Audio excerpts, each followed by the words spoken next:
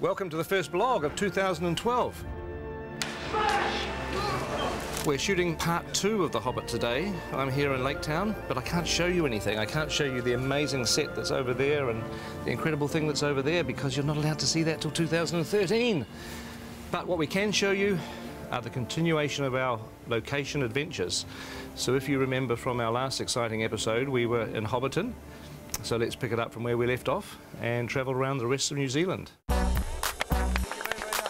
So we've just finished our first week on location. So it's goodbye to Hobbiton and hello to our next spot.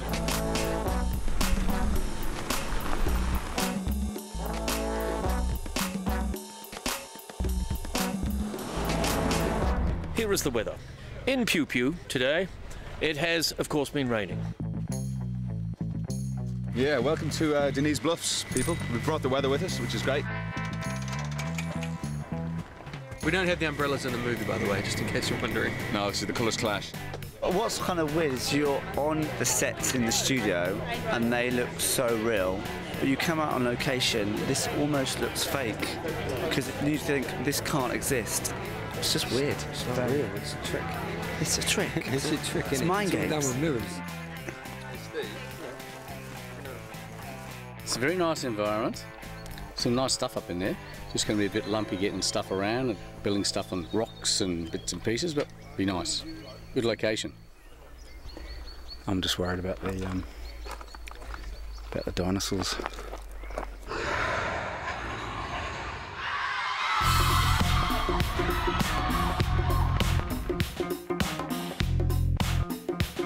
So here we are at the Turoa ski field on the flanks of Mount Ruapehu. This is the second oldest national park in the world.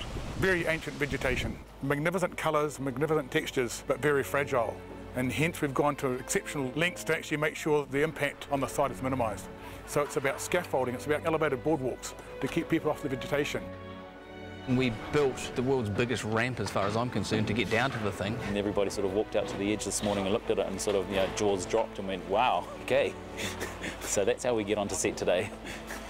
So this is my favourite location. It's beautiful. There's a mountain, there's a waterfall, there's a beautiful view across a valley there.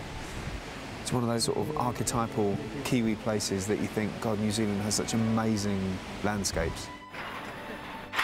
Jesus, it's a bit sad when the grips are going faster than I am and they're carrying everything. Yeah. Andy Serkis jumped in the icy cold stream to chase the fish as Gollum about 12 years ago. Just over there.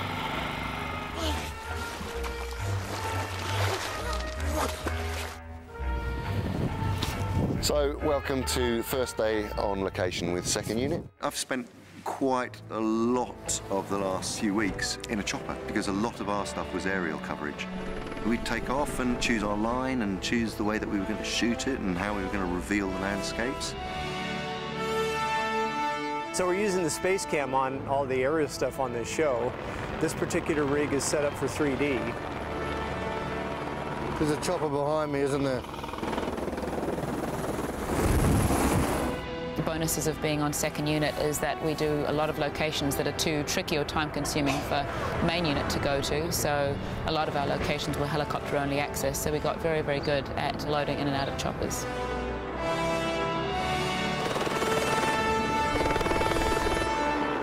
So you've got literally 2 units that are now crisscrossing the country, both the North and South Islands.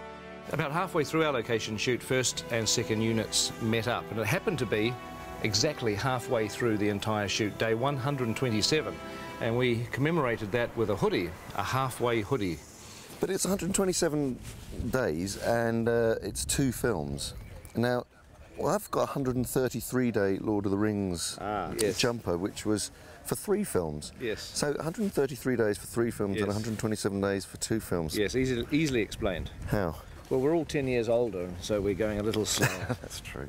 One of the challenges was showing PJ what we'd been up to.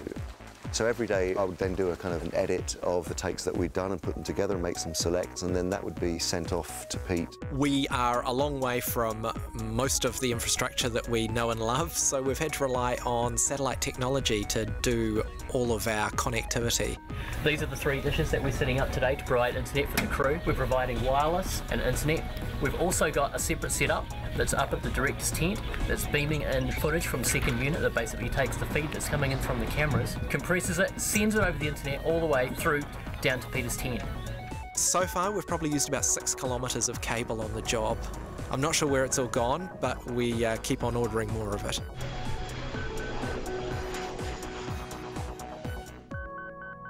Strathtyre, Central Otago. So this is a location where you can literally shoot 360 degrees every direction.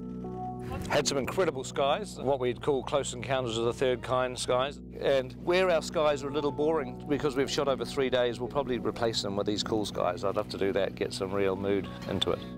One of the days of shooting on this location was actually up on the hill at something called the Rock and Pillar Range.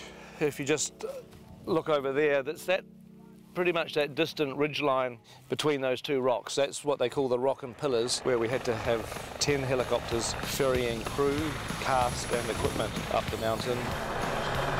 This is Adam Brown's first helicopter ride. Oh my gosh. Are you so excited? I'm well excited. You should be.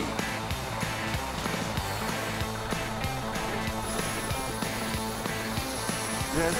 In! Oh, he's in! He's in!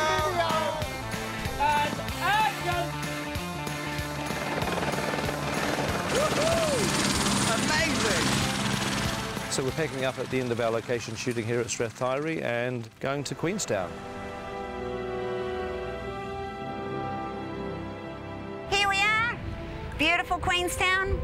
We're just at the base of outside the Earnslow Burn, which is the most spectacular shooting location I think we've been to yet. We're shortly going to do a rendition of the Hills Relive with the sound of music, starting with Mark Gabbardy's over there. So he's getting into his Maria position. There he is.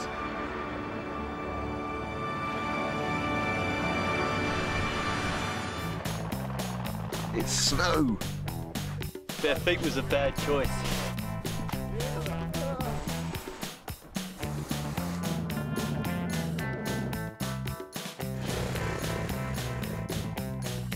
And we've been to Paradise before. That's where we shot a few scenes of Fellowship of the Ring, mainly, back in 1999. Lothlorien Forest, Boromir's death. The great thing about this job, you get to see beautiful, beautiful places like this. So you don't have to feel sorry for actors that are leaving home for 7.5 weeks. We're very, very well looked after. The catering on this movie has been sensational. The numbers we were doing on location were between 300 and 400 until we got to Twizel. Then we were doing 570, 580 because we had quite a few extras there as well. We cook 100 at least kilos of meat every day. One of the guys worked out that we'd been through a ton of oranges already. It's Formal Friday today, so we're dressed in suit. It's one of the only ways to be able to, for the crew to know what day of the week it is. Every morning we crank out about 200, 300 coffees.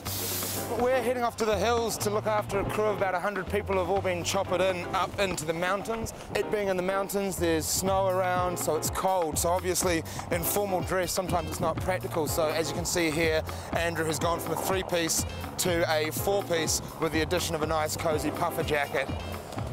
Because you can't always look good, sometimes you have to be sensible.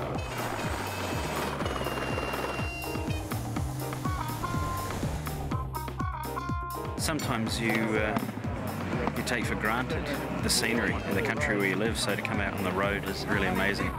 Good morning. Thank you. Oh. Can't believe how nice it is. We're the luckiest short people in the world. We're among the luckiest people I think it comes into people, not even height restricted.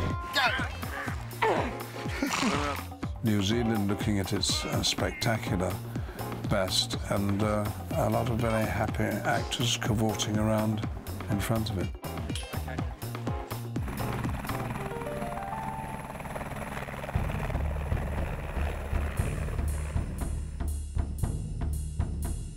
Braemar Station was pretty difficult working conditions for the cast and the crew because the tussock and the ground's very uneven. This is Matagauri, a New Zealand native kind of thorn bush, which is everywhere that you ever want to walk.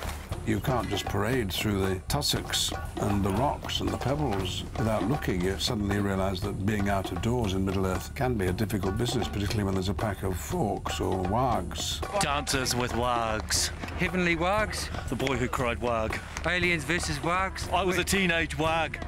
Enormous amount of running. Scene 88, I think, is actually going to be a third film. It'll be coming out between the first and the second. It's actually, for the most part, it's easier working inside a studio. But of course, you know, the studio doesn't have the incredible vistas, and that's what we were there for.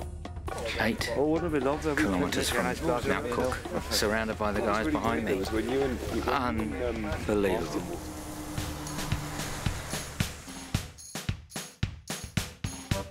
This is the Pelorus Bridge over the Pelorus River where we are shooting today.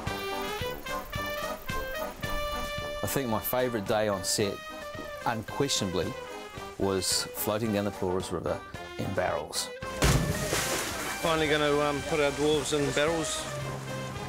It actually looks like fun. I'd do it myself if I wasn't busy doing other things. Oh my God! Today we're swinging over the river. We've got some dwarves coming down in barrels. Keep going, everybody. That's good. Hooray! Yeah! That was way cool, and if they ever make that a ride at any of the Warner Brothers movie worlds, lifetime pass, please. While we were at Pelorus, our location shooting came to a pretty dramatic end because the police arrived and said they were about to issue a severe weather warning. Okay, we need to shoot, please. It's raining. We need to get going. B-marker. And I've never seen a crew pack up their gear so quickly. The very next day, everywhere where we were standing, where our equipment was, our cameras, our actors, the director was under floodwater. It was incredibly dramatic. The rise in the river level was like 20, 30 feet. And that's location. Yes. Done. So that's the end of our location shooting, and we are about to go into our last 100 days, what we're calling Block 3. And look forward to talking to you again very, very soon.